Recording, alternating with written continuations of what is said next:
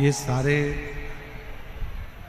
दोष अगर घर में लगे हुए हैं और यदि आप भगवान शंकर को एक लोटा जल समर्पित कर रहे हैं तो दुनिया का कोई दोष आपको कभी भी नहीं लग सकता। वो सारे दोष अपने आप समाप्त हो जाते हैं शिव को एक लोटा जल चढ़ाने। शंकर भगवान को एक लोटा जल समर्पित करने से, और वो जल एक विश्वास का होना चाहिए।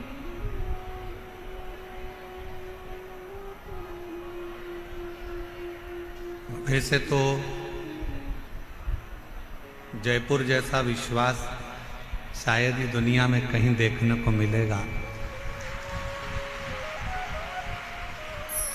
जो इतनी तपती हुई धूप और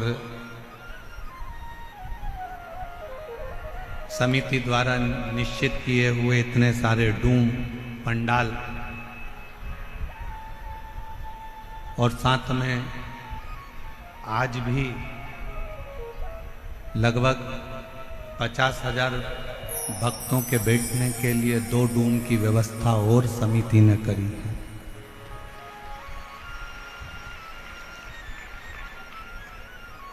और उसके बाद भी रोडों के किनारे पर शायद जयपुर के इतिहास का क्या राजस्थान के इतिहास का पहला क्रम होगा कि रोडों के किनारे जितने पेड़ मिलेंगे और जितनी छाया मिलेगी, प्रत्येक छाया में शिव भक्त बैठकर कथा सुन रहे हैं।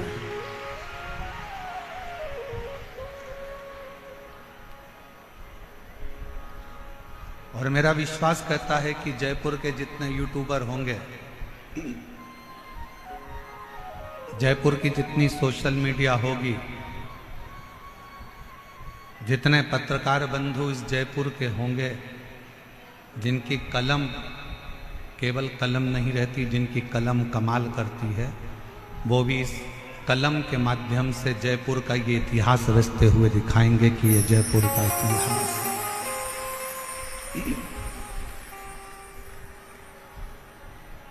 वो भी दिखाएंगे कि इतनी दूर से लोग पैदल चलते चलते चलते चलते अवस्था का ध्यान नहीं है, केवल बाबा का नाम लेकर बोल बम का नारा है, बाबा ए सहारा, श्री शिवाय नमस्ते। बोलते बोलते बोलते बोलते लोग शंकर की कथा में आ रहे हैं, शिव कथा में पहुंच रहे हैं।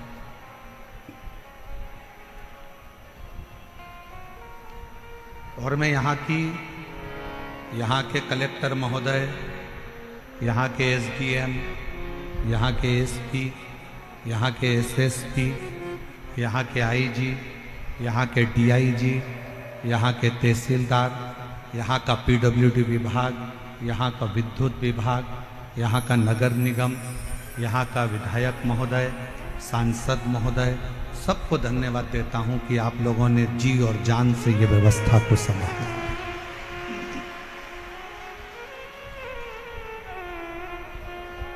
एक शिव को समर्पित होने का एक लक्ष्य है शिव महापुराण की कथा।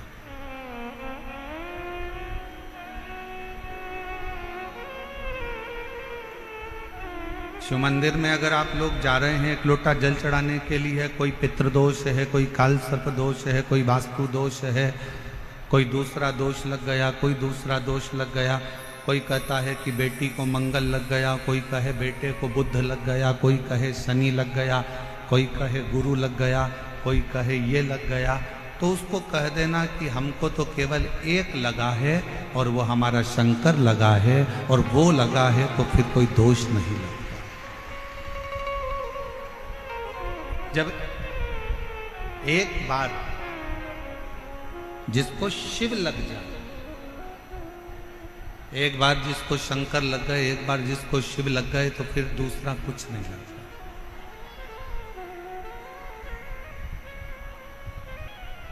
एक बार जो शंकर का हो गया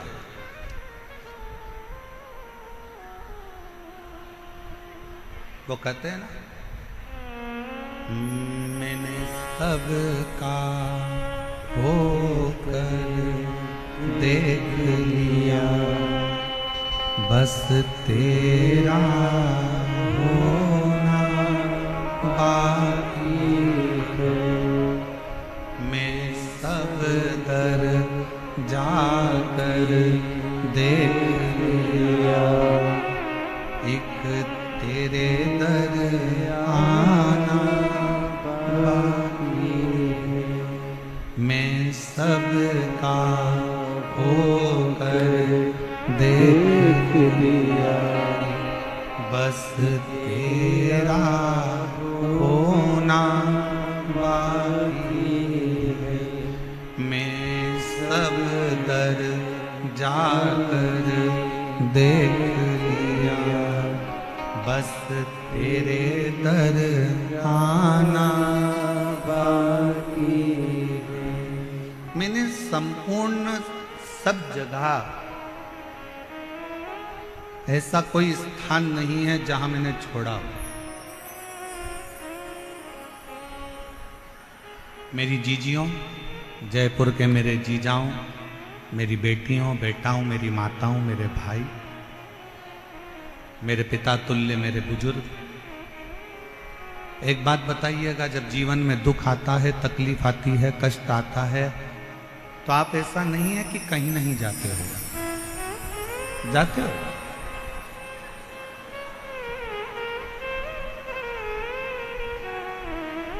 जब दुख तकलीफ आता है, कष्ट आता है, तो हमें 50 जगह जाना पड़ता है।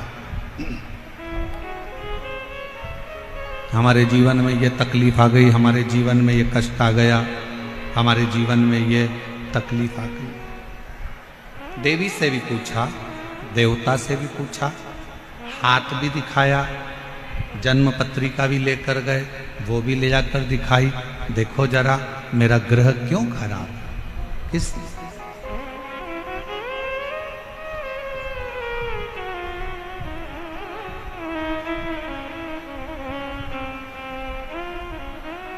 ये मेरा ग्रह क्यों खराब, किस लिए?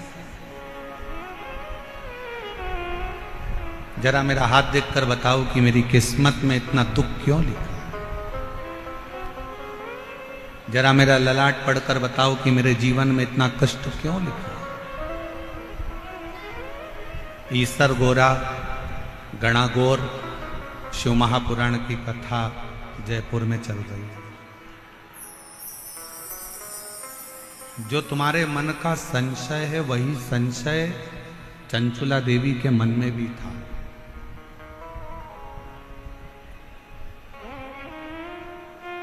एक महाराज जी प्रवचन में कह रहे थे कि शिवपुराण में जो चंचुला है वो गलत काम करती थी, उल्टे काम करती थी, गलत कृत्य में डूबी हुई थी,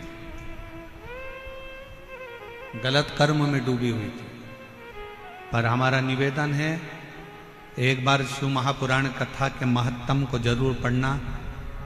चंचुला अपने पति को समझाती है, चंचुला अपने पति को ज्ञान देती है, चंचुला अपने पति को उपदेश देती है, चंचुला अपने पति को सत्संग के माध्यम से समझाने का प्रयास करती है कि तुम गलत काम मत करो।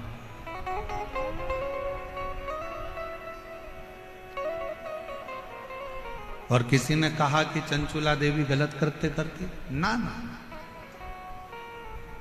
जिसने शिवपुराण को पढ़ा ही नहीं है वो शिवपुराण को केवल ऊपर से लेकर शिवपुराण के पात्रों को गलत बताने का प्रयास किया करता है।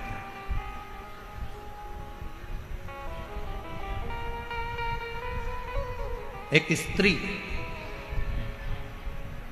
गलत कब होती है, एक स्त्री गलत जगह पर कब जाती है, एक स्त्री गलत धारणा कब बनाती है, जब उसके घर के लोग उसके साथ गलत कृत्य करें, गलत बात बोलें, गलत कर्म करें या गलत विचारों से उसको समझें। वरना भारत के भूमि की वो स्त्रियां हैं जो अपने पति के लिए अग्निकुंड में कूदकर इसी राजस्थान की धरा पर जोहर कर लेती हैं, इस भारत की भूमि की वो स्त्री, वो नारियां हैं।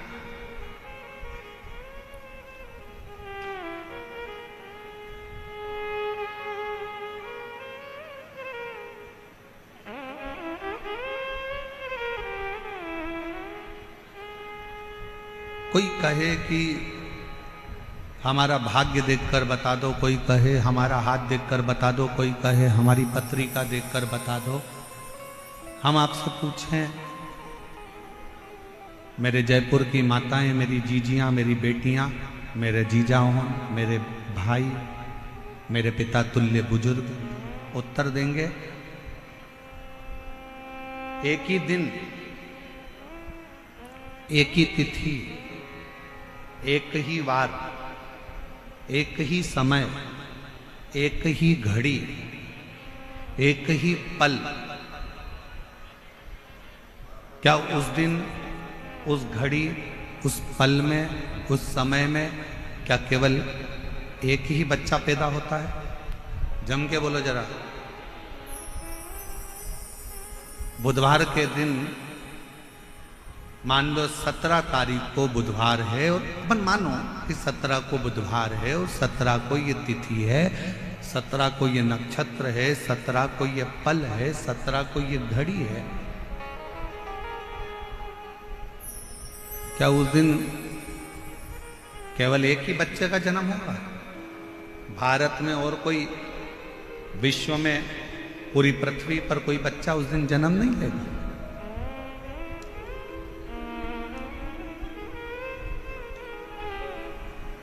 एक ही वार को, एक ही तिथि को, एक ही दिन में, एक ही समय में, एक ही घड़ी में, एक ही पल में कितने कितने बच्चों का जन्म होता है, कितने कितने बच्चों।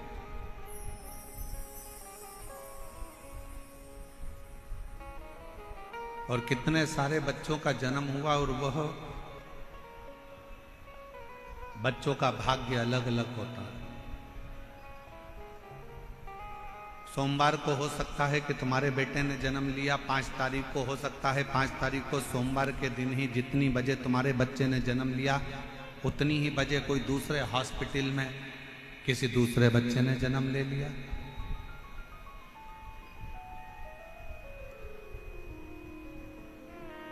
मंगलवार को हो सकता है कि तुम्हारे बच्चे ने जन्म लिया और मंगलवार को ही कोई दूसरे बच्चे ने जन्म ले लिया, उसी तिथि में, उसी पल में, उसी घड़ी में, उसी क्षण में। कोई जरूरी नहीं।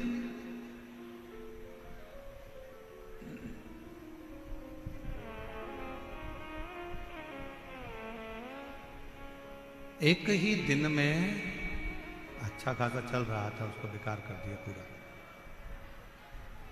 एक ही दिन में, एक ही घड़ी में, एक ही पल में, एक ही समय में कितने सारे बच्चे जन्म लेते हैं, कितने कितने बच्चे। और कोई पैसे वालों के घर में जन्म लेता है तो कोई गरीब के घर में जन्म लेता है।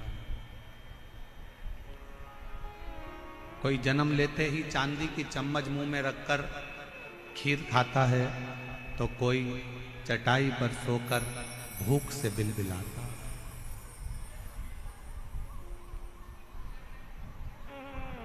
कितने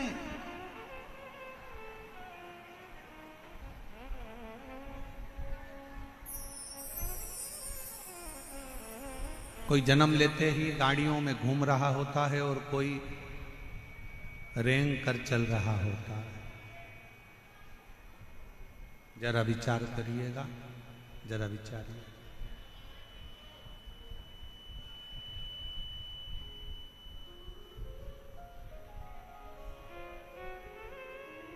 अब बोलो,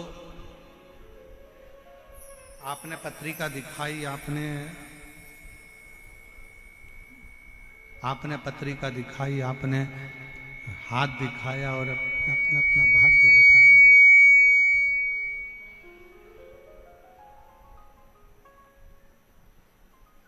आपने पत्रिका दिखाई, अपने अपना हाथ दिखाया, आपने अपना भाग्य दिखाया और पूछा कि मेरे जीवन में दुख क्यों है, क्यों तकलीफ क्यों है, कष्ट क्यों है, परेशानियां क्यों है, किस लिए?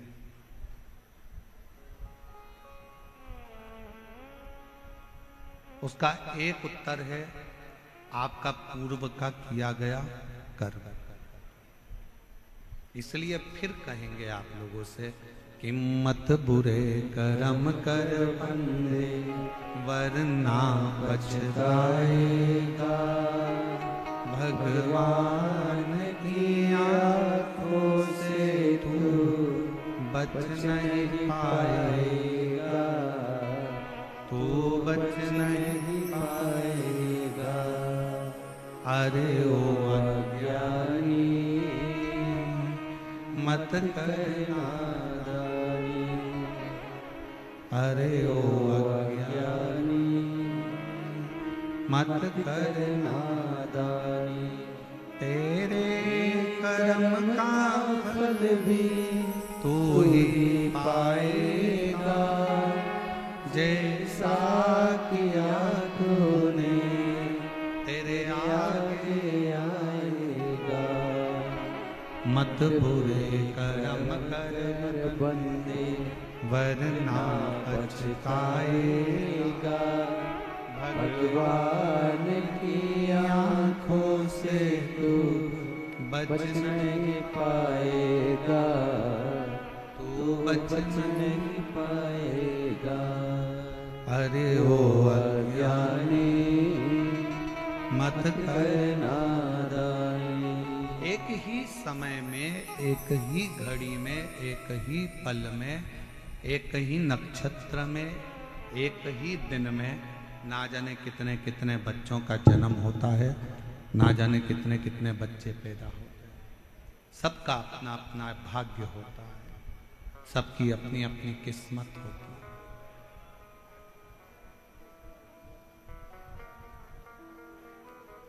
अब उसमें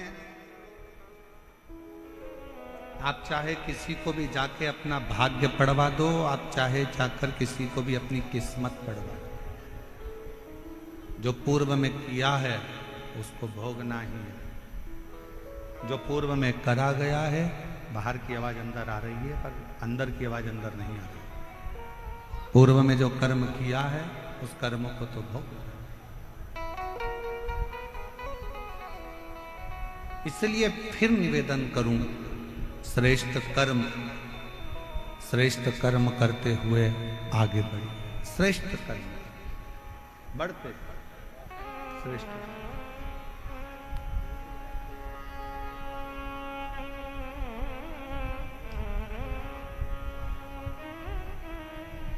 भाष्कल, बाहर की आवाज थोड़ी तेज हो रही है, अंदर आ रही है रिटर्न। भाष्कल प्रदेश में ब्राह्मणों से भरा हुआ एक गांव है,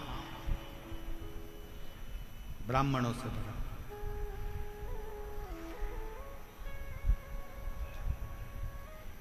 और उसी गांव में एक बिंदुक नामक का ब्राह्मण रहता है और जिसकी धर्म पत्नी है चंचुला।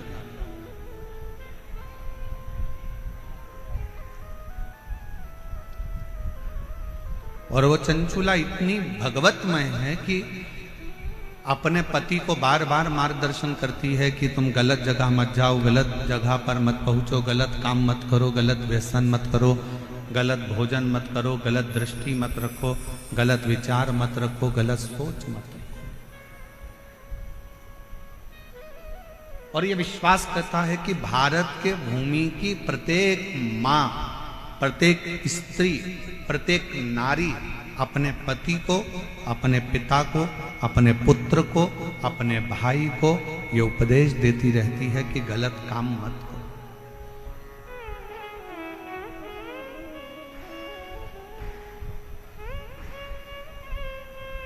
पर आज के जमाने में दो चीजें गलत बहुत ज्यादा हो रही है। एक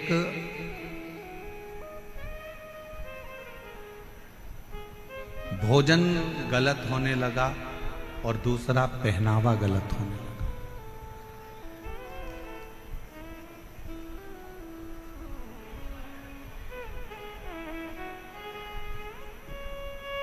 एक पहनावा गलत है और एक भोजन गलत है।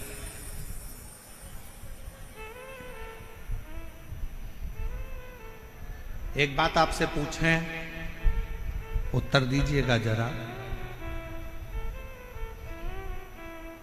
तुलसी का पौधा तुम्हारे घर में है? जम के बोलो जरा, आवाज नहीं आ रही, और जम के बोलो। हैगा सबके घर में तुलसी का पौधा? तुलसी के पौधे की मिट्टी को हटा दिया जाए और जड़ जड़ दिखने लगे तो पौधा जीवित रहेगा कि मर जाएगा? मर। जिस पौधे की जड़ दिखने लगती है वो पौधा एक ना एक दिन समाप्त हो जाता है। इसलिए पौधे की जड़ को मिट्टी से दबाकर रखा जाता है, मिट्टी से दबा।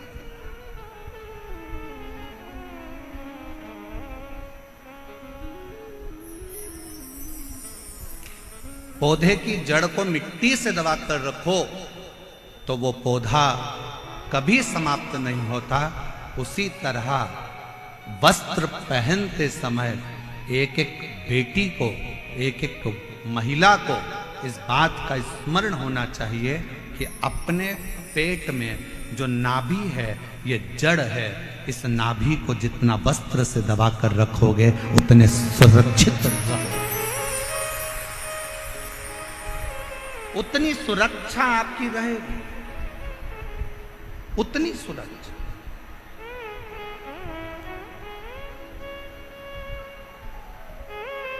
आज के जमाने में सुरक्षा क्यों गड़बड़ा रही? और फिर निवेदन करेंगे,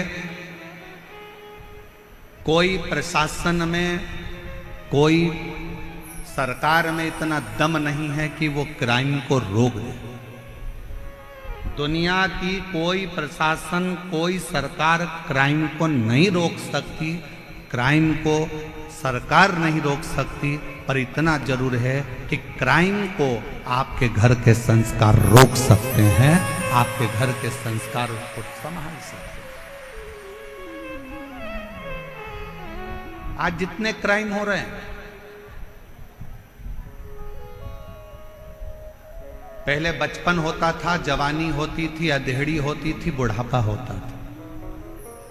जरा बोलिएगा मेरी जयपुर की जीजी और मेरे जयपुर के जीजा और मेरी बेटियों और बेटाओं, मेरी माताओं, मेरे भाई, पहले 4 अवस्था होती थी, बचपन, जवानी, अधेड़ी और बुढ़ापा। 4 अवस्था होती थी। आज के जमाने में केवल 2 अवस्था रह गई।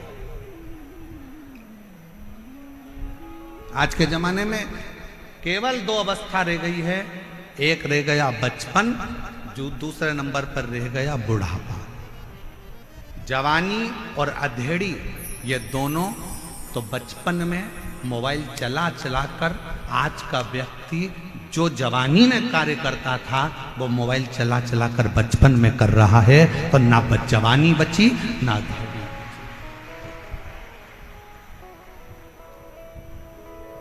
पहले 4 अवस्था होती थी, बचपन भी होता था, जवानी भी होती थी, अधेड़ी भी होती थी और बुढ़ापा भी होता था।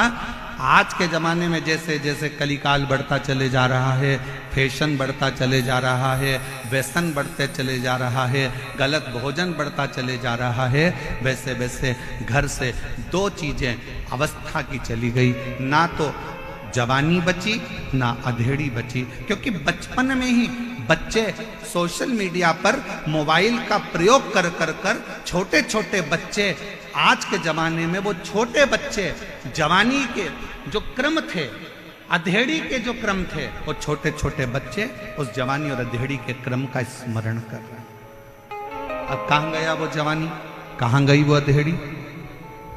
सीधे बुढ़ापा।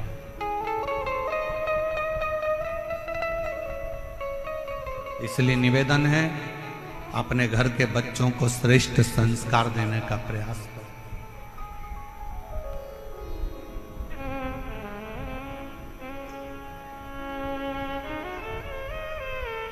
20 साल तक माता पिता अपने बच्चे को पढ़ाते हैं, लिखाते हैं, ज्ञान देते हैं और राम बनाने का प्रयास करते हैं।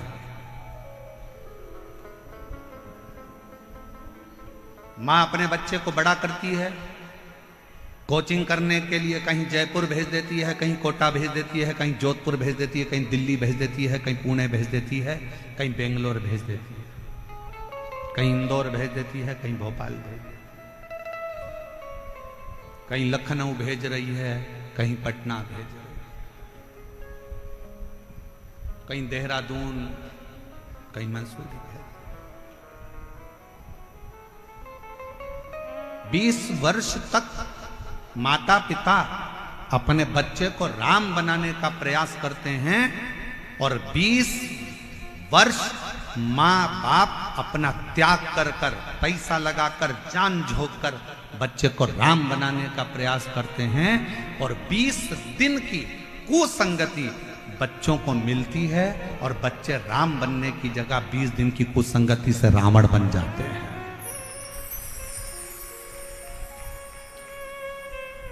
20 वर्ष की करी हुई तपस्या, 20 वर्ष का करा हुआ त्याग, माँ बाप का सब धरा की धरा रह जाता, सब पड़ा।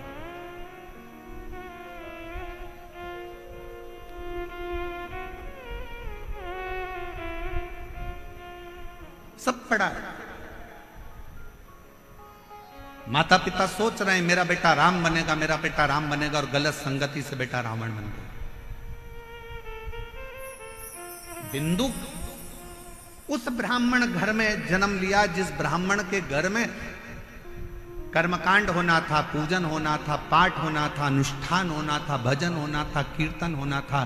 परशु महापुराण की कथा कहती है कल ग्राम में समुद्र के तट पर एक गांव बसा हुआ है वाशकल, जिस गांव में ब्राह्मण ही ब्राह्मण रहते हैं पर सब अपने अपने कर्म से वंचित है।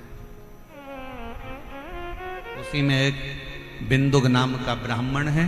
उस बिंदुक नाम के ब्राह्मण की धर्म पत्नी का नाम चंचुला देवी है। चंचुला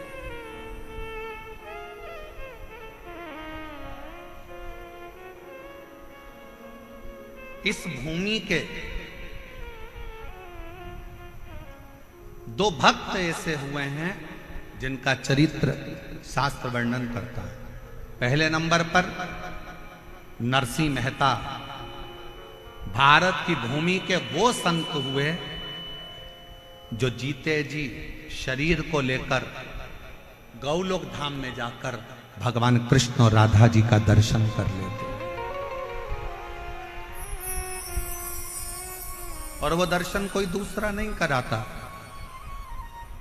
वो दर्शन कोई दूसरा नहीं करा रहा, वो दर्शन करा रहे हैं स्वयं देव अधिदेव महादेव, स्वयं शंकर, स्वयं शिव। और दूसरे नंबर पर है चंचुला देवी, भारत की भूमि की वो स्त्री जिसका पति मर चुका था और प्रेत योनि में पड़ चुका था, मर गया, अंतिम संस्कार हो गया, प्रेत योनि में पड़ गया। प्रेत योनि में पड़ने के बाद लोग उसके लिए तर्पण करते, पिंडदान करते, तिलांजलि देते, पर भारत की भूमि की दूसरे नंबर पर है चंचुला देवी जिसका पति मर गया था, बेधव्य हो गई थी। उसके बाद भी जैसे शंकर भगवान ने नरसिंह जी को जीते जी गोलोक धाम का दर्शन कराया, उसी तरह चंचुला देवी भारत की भूमि की वो स्त्री रही जिसका पति मर गया, उसके बाद भी शंकर की कृपा से वो अखंड सौभाग्यवती हो गई। ये शिव की कृपा, ये शंकर की कृपा। और हम तो बाबा के भरोसे चलते हैं, हम तो बाबा के भरोसे चलते हैं, ये दुनिया वाले जलते हैं, ये दुनिया वाले जलते हैं, हम तो बाबा के भरोसे चलते हम तो बाबा के भरोसे चलते हैं। जो भगवान के भरोसे चलता है तो भगवान उसको साथ देता है। एक पत्र बड़ा विचित्र आया है, देखिए।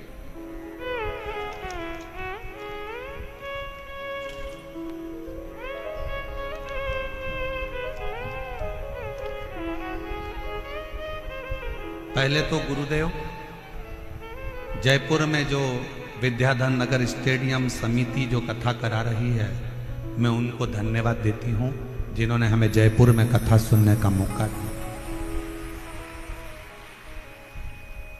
दूसरा, जयपुर राजस्थान से, मैं राजस्थान जयपुर की ही रहने वाली पूजा कुमारी हूं।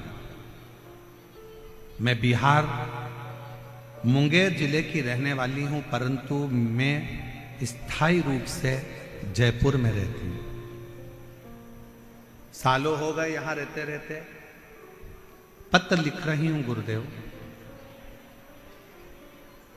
टीवी पर जब कथा सुनती थी तो देखती थी कि पत्र पढ़ते हैं आप और सबका काम होता है।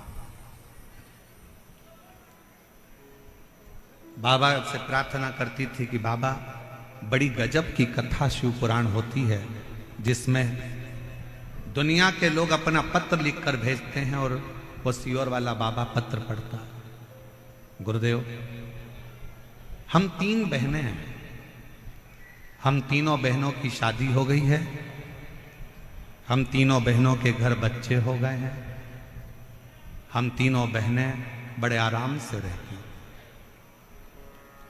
गुरुजी, हम 3 बहनों का एक भाई है जिसकी उम्र 25 साल थी।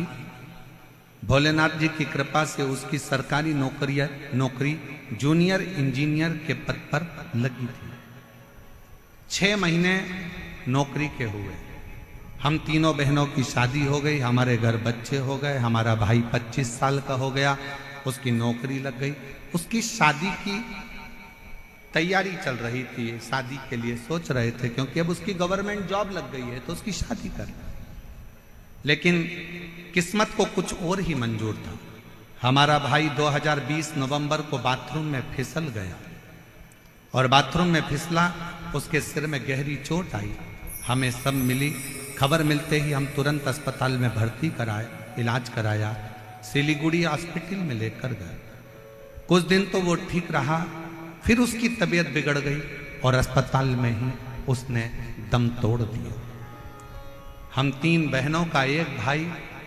हम बहन तो अपने अपने ससुराल में रहती हैं, पर माँ बाप तो अकेले रहते थे। जिनका 25 साल का लड़का सरकारी नौकरी करता हुआ अपना दम तोड़ देता। अस्पताल में ही उसने अपने दम तोड़ दिया, शांत हो गए। परिवार बिल्कुल बिखर गया गुरुजी।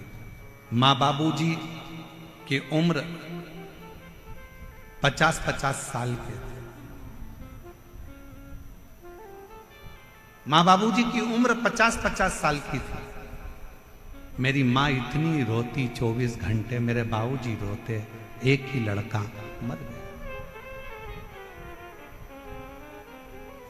कथा सुनते सुनते हमने हमारे बाबूजी से और माँ से कहा, माँ, वो सियोर वाला बाबा कहता है कि जो मांगो बाबा वो देता, जो मांगोगे वो देता। मां कहती है, क्यों सांत्वना देती है? 50 साल की मेरी उम्र है, 50 साल के तेरे बाबूजी हैं, मेरी 3 बेटियों के घर में बच्चे हैं और मेरा 25 साल का लड़का मर गया, क्या मांगू अब भगवान से? क्या? मां, आस्था चैनल पर वो सियोर वाला महाराज कथा करता है। टीवी के सामने अगर आसन लगाकर कथा सुनी जाए, 1 लोटा जल रोज शंकर जी के मंदिर में चढ़ाया जाए, तो ऐसा कोई काम नहीं जो शंकर पूरा ना करे। माँ, तू एक बार शिव जी के मंदिर जाना तो चालू कर। माँ कहती है, मैं 50 साल की, बेटा जवान मर गया, बेटियों की 3 बेटियों की शादी हो गई, उनके बच्चे हो गए, मैं कहाँ जाऊं? तू माँ शिव जी के मंदिर जा, और मौका लगे तो एक बार पंडाल में बैठकर कथा को सुन। मेरी माँ टीवी के सामने कथा सुनती और मालूम पड़ा कि आपकी कथा सीहोर में हो रही है। मेरी माँ पंडाल में बैठ के कथा सुनने के लिए कंकर शंकर की भूमि पर चली गई और बाबा से कहा, बाबा मैं 50 साल की हो गई, मेरा पति 50 का हो गया, 3 बेटियां उनके बच्चे हो गए, मेरा 25 साल का लड़का मर गया, मेरा दिल नहीं लगता मेरे बेटे के बिना, अगर तू दे सकता है तो मुझे बेटा दे दे, बस और कुछ भी नहीं चाहिए। घर गई, कंकर शंकर की पूजन करी कुबरेश्वर धाम पर और बाबा की कृपा से घर जाने के बाद बाबा की भक्ति में ऐसी लग गई, शायद दुनिया का पहला केस होगा गुरुदेव जो 50 साल की मां गर्भवती हो गई। 50 साल की मां गर्भवती हो गई और जनवरी 2023 में मेरी मां को बाबा ने 1 नहीं 2 लड़के दिए जिनका मैं फोटो लगा रही हूं। आप लोग एलईडी पर उस बच्चों का फोटो देख सकते हैं और अगर कहीं बैठी हो तो अपने बच्चों को लेकर आ सकती हैं और दोनों बच्चों का फोटो आप लोग एलईडी पर देख सकते हैं। जो 3 लड़कियां जिनकी शादी हो गई थी, 25 साल का लड़का मर चुका था और 50 साल की माँ 50 साल के पिता और बाबा से विनती करते हैं सीहोर कुबरेश्वर धाम में आकर, बाबा मेरा लड़का मुझे वापिस चाहिए। दुनिया की कोई ऐसा काम नहीं जो मेरा शंकर ना करता, शंकर। और तेरे दरबार की बाबा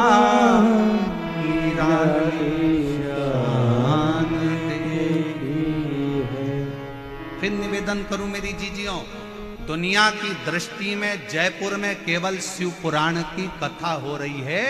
ये दुनिया के लोग कहेंगे, पूरे जयपुर वाले कहेंगे कि जयपुर में शिव पुराण की कथा हो रही है, पर शिव पुराण की ये कथा नहीं है। ये हमारा वो शंभु शंकर मेरा कुबरेश्वर बाबा आपसे मिलने के लिए, आपके दुखड़ों को हरने के लिए, आपके दिल की बात सुनने के लिए, दिल की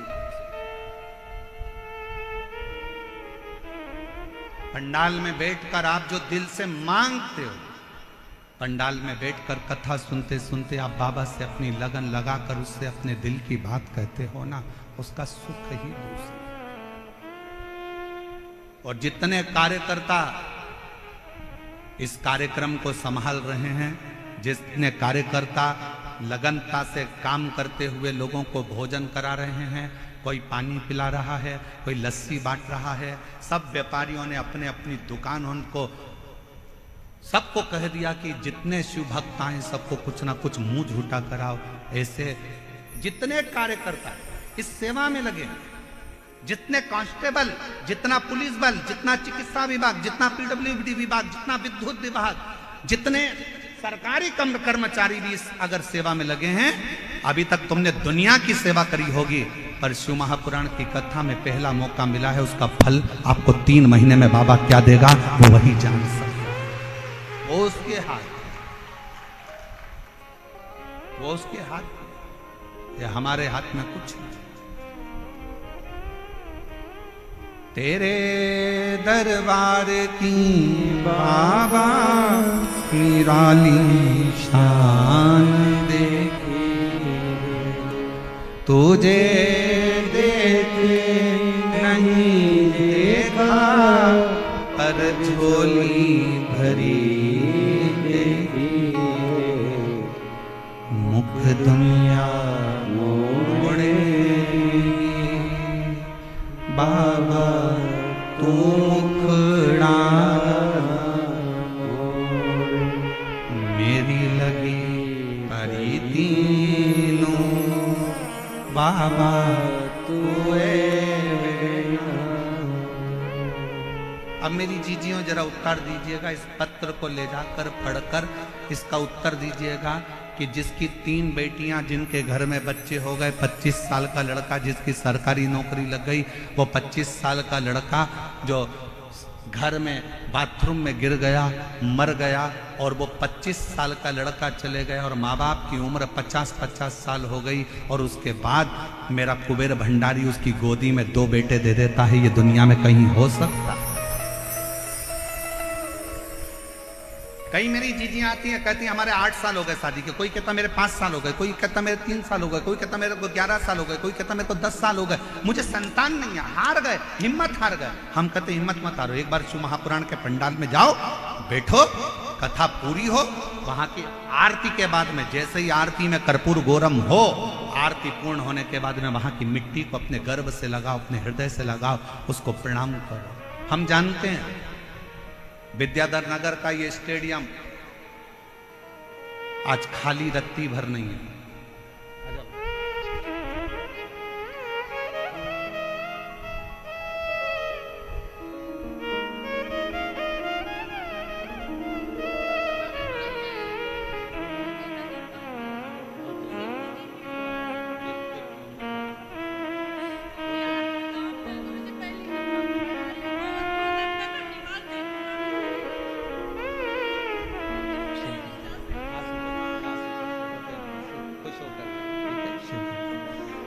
इन्हीं के 25 साल का भाई मर गया था और यही दीदी ने अपने मम्मी पापा से कहा था कि पापा मम्मी एक बार पंडाल में बैठकर कथा तो सुनो, बाबा देगा। कह रही हैं मेरे 2 भाई मेरे बाबा ने दे दिए मुझे, एक की जगह 2। शिव तत्व शंकर, आप कितने विश्वास से यहां पहुंच रहे हो, आप कितने विश्वास से कथा सुन रहे हो, यह आपके ऊपर निर्भर करता है। कई माताएं तो ऐसी हैं जो पंडाल के अंदर तक नहीं पहुंच पाई, कई माताएं ऐसी हैं, कई भाई ऐसे हैं जो रोड पर बैठे हुए हैं, पेड़ों की छांव में, रोड के किनारे जहां उनको छाया मिल गई। कई ऐसे हैं जो अपना छाता लेकर, पानी की बोतल लेकर बैठे। विश्वास,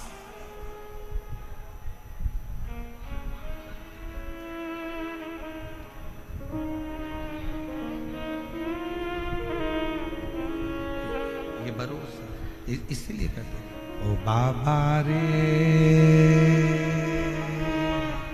तेरे बिना भी क्या जीना, ओ शंभू रे तेरे बिना भी क्या जीना।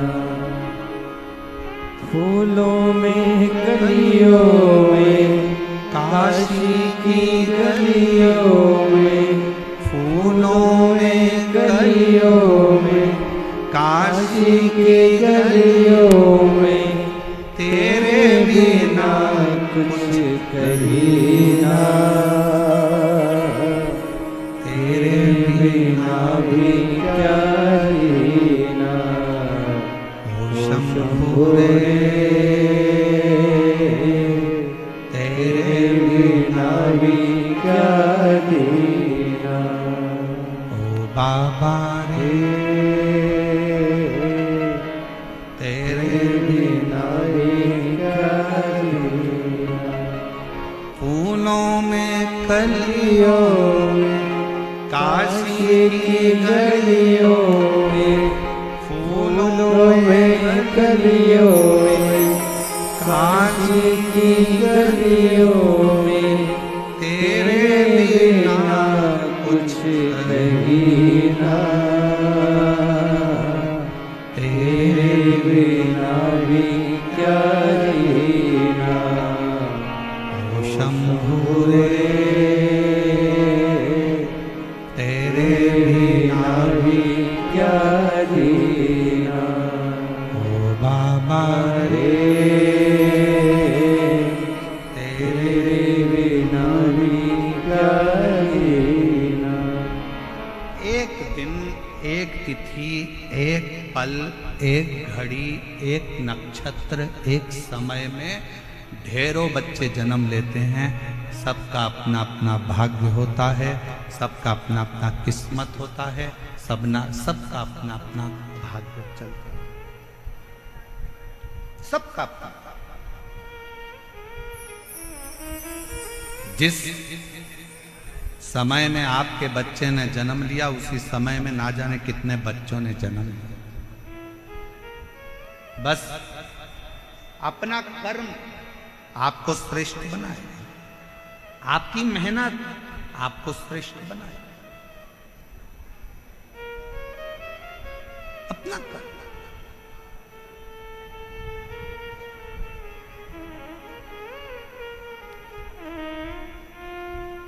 एक दिन चंचुला देवी अपने पति के पास आई और पति से कहा कि स्वामी देखो, आप ब्राह्मण कुल में जन्मे हो, ब्राह्मण कुल में तुम्हारा जन्म हुआ है, ब्राह्मण कुल में तुम रहते हो, क्यों ये दुनिया वालों के चक्कर में पड़ते हो? अच्छा कर्म करो, थोड़ा वेद पढ़ो, थोड़ा शास्त्र पढ़ो, थोड़ा अध्ययन करो, थोड़ा स्मरण करो, थोड़ा सत्संग करो, थोड़ा कीर्तन करो, थोड़ा मंत्र जाप करो। पति बिंदुक मानने को तैयार नहीं था। चंचुला देवी बड़ी सुंदर थी, बड़ी सुंदर, उसके चेहरे पर चंद्र सी चमक, बहुत सुंदर। चंचुला देवी सुंदर तो बहुत थी, फिर भी पति बिंदुक अपनी पत्नी पर जितना आसक्त नहीं हुआ, उतना पति एक वेश्या पर आसक्त हुआ।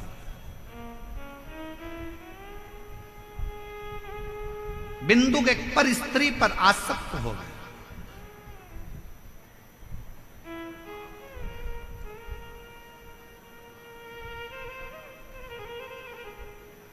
कितनी विचित्र कथा है। एक संत के आश्रम के पास में, आश्रम के सामने एक वेश्या ने अपना वेश्यालय खोल लिया।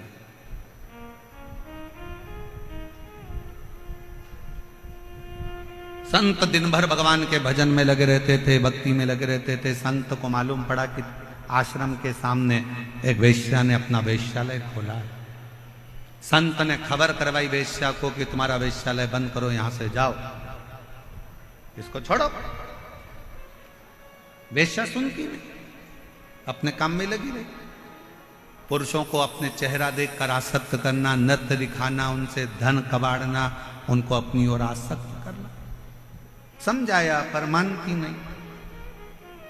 अब संत दिन भर भगवान के भजन में लगे रहते थे, पर जब से वेश्यालय खुला, वेश्या को जब से मना करा, तब से वेश्या के घर पर तो पुरुष जाने लगे और संत अपने दरवाजे पर बैठकर राम राम जपते, नाम नाम जपते, और जपते जपते देखते कि एक गया तो एक पत्थर उठाकर अपने पास में रख लेते, दो गया एक पत्थर फिर रख लिया, फिर रख लिया। दिन भर पत्थरों को संत अपने पास रखते जाते, रखते जाते, रखते जाते।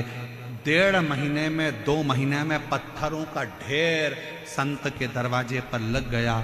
संत के दरवाजे पर जब पत्थरों का ढेर लगा, वेश्या एक दिन निकल कर जा रही थी।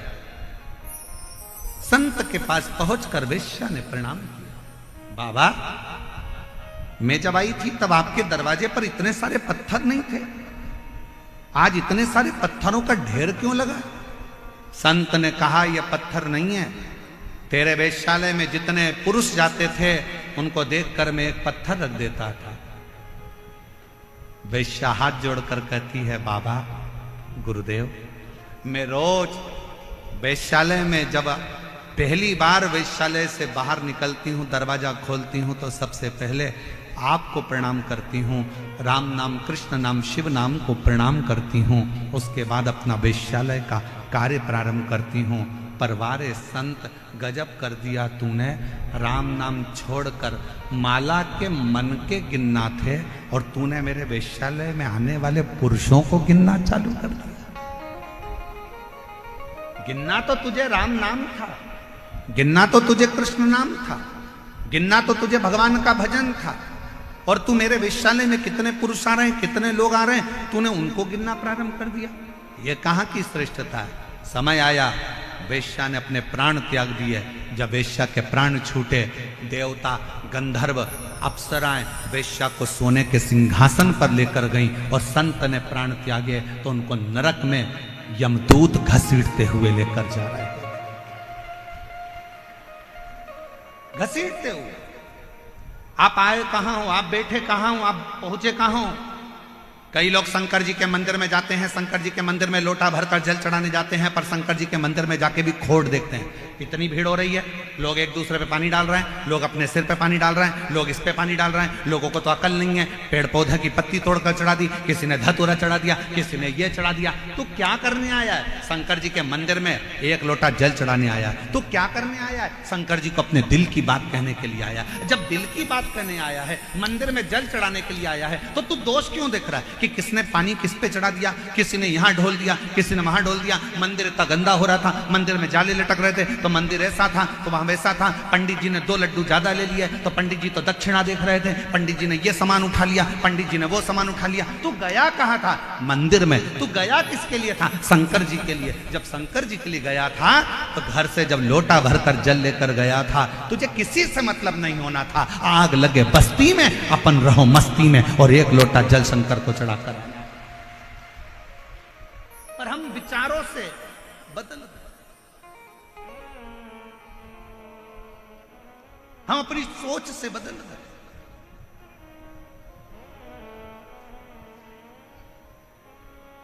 अपने विचार बदल लिए लोगों ने।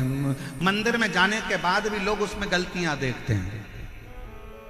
शिव महापुराण की कथा में जितनी मेरी जीजी आई हैं, शिव महापुराण की कथा में जितने मेरे जीजा आए हैं, हम कहते हैं कि अपने जीवन में अगर करना तो कुछ अच्छा करना। अपना अपना मोबाइल निकाल कर भी इस कथा में से जाओ, तो एक फोटो, एक वीडियो अपने अपने फेसबुक, इंस्टाग्राम और अपने व्हाट्सएप पर अपने सहेली, अपने दोस्तों को भी भेजना कि ये मेरा जयपुर है, जहां पर विशाल शिव महापुराण कथा हो रही है।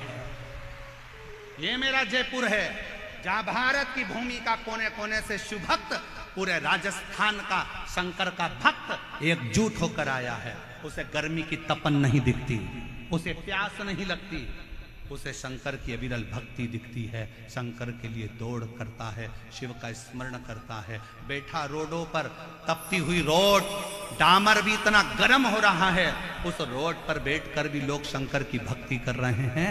हम अच्छा देखने का प्रारंभ करें तो हमें जगत अच्छा नजर आना चालू हो जाएगा। जगत अच्छा।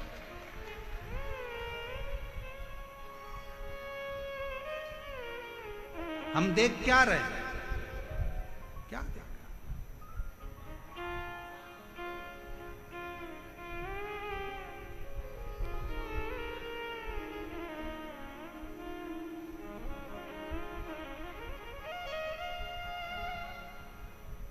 और मैंने तेरे ही भरोसे बाबा, तेरे ही भरोसे हवा बिच उड़ती जावांगी बाबा, डोर घटोर छठी ना मैं कटी जावांगी। भोले मैं तेरी पतंग। धर्म पत्नी चंचुला देवी ने बिंदु को समझाया कि शिव पर विश्वास करो, भगवान पर भरोसा करो और अपनी भक्ति में रहो। एक पत्र अच्छा है।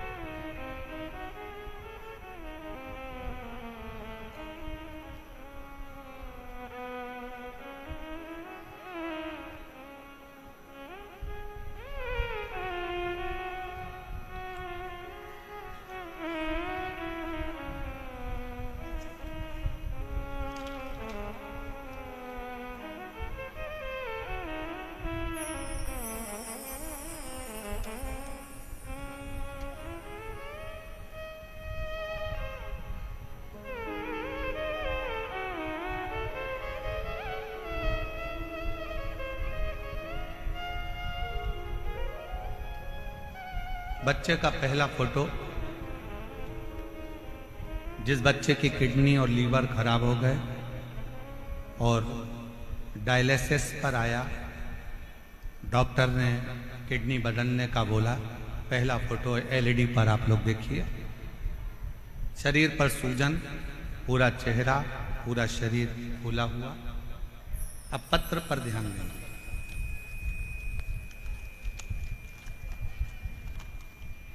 मेरा नाम पिंकी और पति का नाम त्रिलोक जैन है। हम जैन समाज से हैं। गुरुदेव प्रतापनगर जयपुर में रहते हैं। अगर आए हों और अपने बच्चे को लाए हों तो व्यासपीठ के पास में आ सकते हैं। मेरा नाम पिंकी और पति का नाम त्रिलोक जैन है। हम जैन समाज से हैं। हम प्रतापनगर जयपुर में रहते हैं। एक लोटे जल का मैं क्या वर्णन करूं गुरुदेव, बोलने के लिए मेरे पास शब्द भी कम है। मेरा बेटा 4 वर्ष का था तब से उसको अचानक से सूजन आ गई, और मेरा बेटा 4 साल का था जब से उसका शरीर बेकार था। पूरा शरीर सूज जाता। उसको नजदीक के अस्पताल में दिखाया। दिखाने पर पता चला कि उसके टॉयलेट से प्रोटीन निकल रहा है और उसको किडनी में प्रॉब्लम है। सब सुनने की हम घबरा गए। अचानक से बच्चे को क्या हो गया। जांच कराने पर पता चला कि उसका किडनी से संबंध और नमक रूपी एक बीमारी है, जो नेफ्रोटिक नामक एक बीमारी थी, वो हो गई। हम लोग रोने लगे। बच्चे की किडनी खराब होना और डॉक्टर के अनुसार इसको बदलने की बात कहना बड़ा दुख होता। घबराए। डॉक्टरों से, दूसरों से कंसल्ट किया। सब ने एक ही बात कही। एक दिन उदास मन होकर बाहर बैठे हुए थे कि मेरे पति अचानक से हमारे पड़ोसी मनीष सोनी के घर गए। हमारे पास मनोज सोनी आए, और मनीष सोनी हमारे पड़ोसी हैं, जिन्होंने बताया कि आस्था चैनल पर वो प्रदीप मिश्रा शिव पुराण की कथा करता है, उसको एक बार अपने बच्चे को सुनवाना प्रारंभ करो। अगर जा सकते हो तो सीहोर जाकर रुद्राक्ष लेकर आ जाओ और बच्चे से कंकर शंकर की पूजन करवा दो। कुबरेश्वर धाम पर भेजो। मनीष के शब्द सुनकर हम लोग एड्रेस लेकर बाबा का भरोसा कर कर सीहोर चले गए, और सीहोर जाकर बच्चे से कंकर शंकर की पूजन कराई। कंकर शंकर की पूजन कराकर रुद्राक्ष लेकर आ गए। फिर बच्चे की जांच कराई तो डॉक्टर ने कहा इसकी किडनी बदलना ही पड़ेगी, इसका शरीर ठीक नहीं। जानकर बीमारी का पूरा 1 साल तो निकल ही चुका था। करते क्या। अपने बच्चे के लिए टीवी के सामने आसन लगाया, शिव महापुराण की कथा सुनाई, शंकर के मंदिर बच्चे को भेजना चालू करा।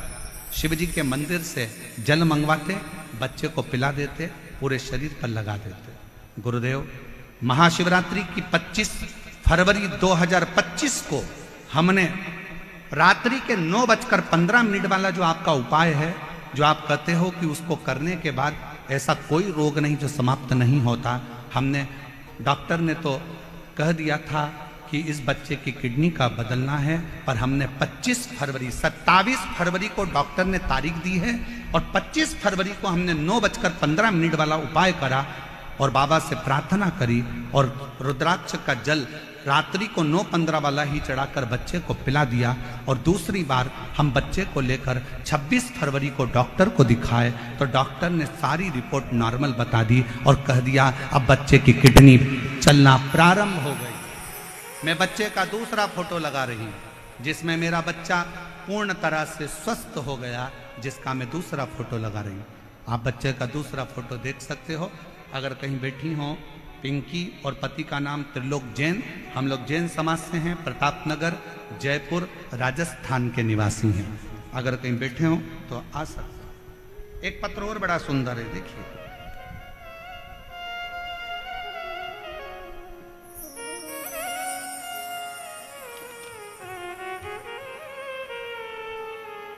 मेरा नाम रेणु वर्मा है, पति का नाम राजकुमार वर्मा है। पता D8 Vivekanand colony, Chandpol, Jaipur, Rajasthan. Mobile number मेरा ये है। कहीं बैठी हो तो आ सकती हैं। मेरा नाम रेणु वर्मा, पति का नाम राजकुमार वर्मा। पता D8 Vivekanand colony, Chandpol, Jaipur, Rajasthan. Mobile number मेरा है। मैं 1 लोटे जल का वर्णन करना चाहती हूँ गुरुदेव। मेरी शादी को 10 साल हो गए थे।